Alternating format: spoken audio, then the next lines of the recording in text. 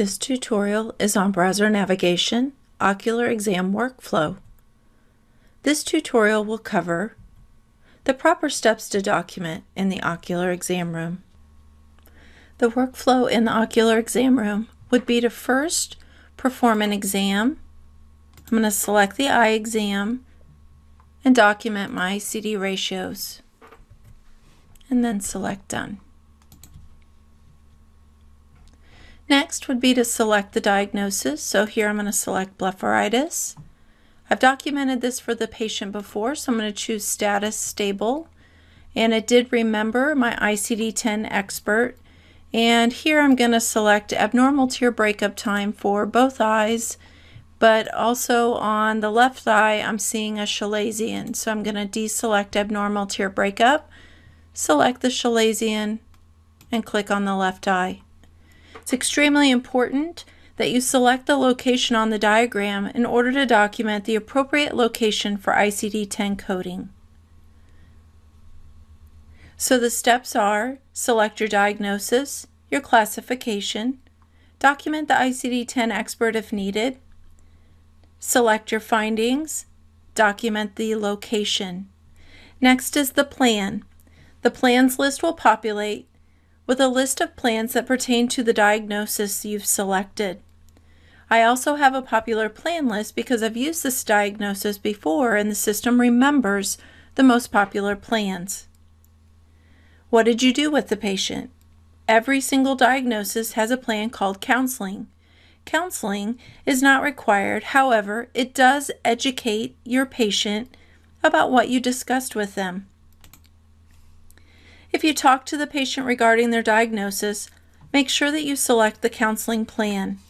This plan is where you will document your quality measures when they're relevant to the diagnosis.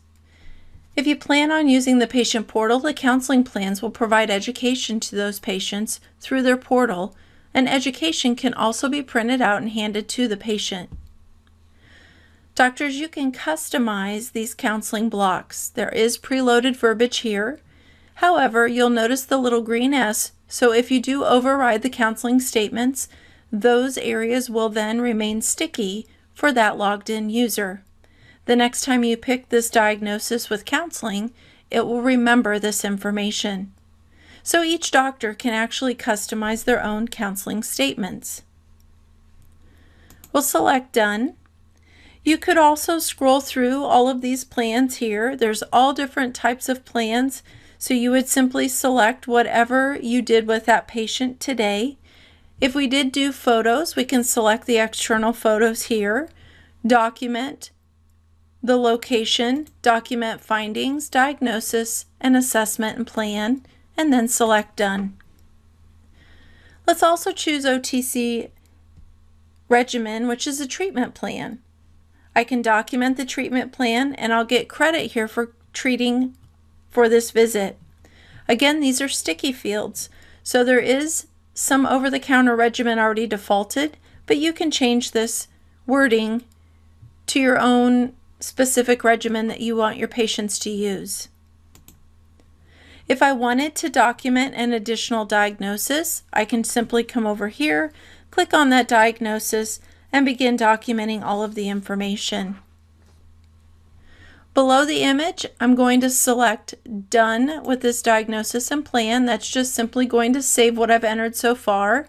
And as I scroll down through to the progress note, here I'm seeing the exam details. Here are the CD ratios I entered in, and there's the chalazion and the abnormal tear breakup time. Those were findings I documented with the diagnosis, and because I selected the location, it overrode the normal statements in the exam details. I'm also seeing my diagnosis and all the plans that I documented. It's very important that when you're finished, that you save the visit note. Thank you for listening. We hope you found this tutorial useful. Please visit our support community to view additional tutorials.